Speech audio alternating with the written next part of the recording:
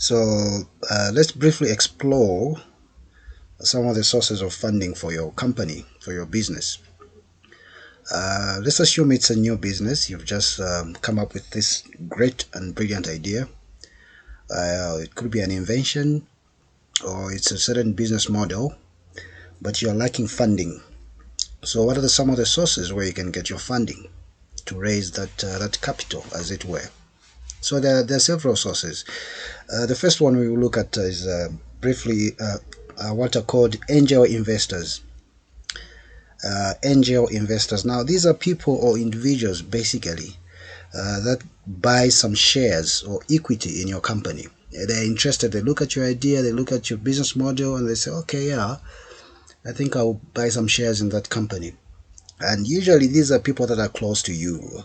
They are not just random people. It could be friends, former colleagues, and certain acquaintances that you may have through your life. So angel investors usually tend to be people that you know or are associated with in one way or another.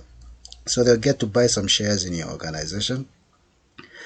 And when they buy those shares, it means that they will actually be substantial decision makers. They will be critical. They will be important people in making certain decisions in your business. And some of them could even buy some large stake or some shares in your organization.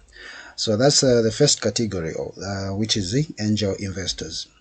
The second one are what are called where you can get the funding from, the capital for your business. They are called venture capital firms. Now, these are actually, in most cases, these are large firms. They are specialized, highly specialized in raising money to invest in companies, and usually they invest in young companies that have potential. They have a team of experts that will assess the potential of a particular young company. When they assess it, then they'll invest money in that particular company. So these are firms actually.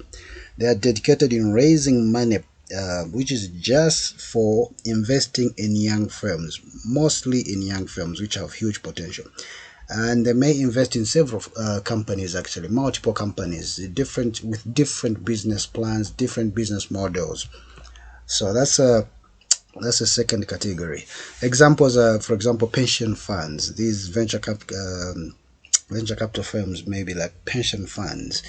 We have different categories of pension funds and things like that. They'll form a certain corporation or an organization of people, and then they have that extra money that they want to invest into these young companies. The third category is what are called institutional investors. These are similar to venture capitalists, venture capital firms, really. But they tend to be, for example, like here in Zambia, we have institutions like NAPSA, for example. We know that NAPSA, they collect the pension funds on all the employees' behalf, and they get to keep that money. So because they have that extra money, some of it, of course, they invest it in infrastructure. They invest it into different projects which they think they'll get some returns. So those are some of the other sources that you may get your funding from. So it's not just like NAPSA. There are other insurance companies, for example, professional insurance in Zambia, and many others. The fourth category is that of corporate investors. Usually these are established organizations. It could be a bank, a financial firm, or an insurance company, as it may be. And usually these may not necessarily be interested in profit, but their main objective could be sometimes to spread their brand. They just want their brand to spread and to grow. In other words, to raise the awareness of their brand so that it can stand in front of people. You get to see it, you get to know about them.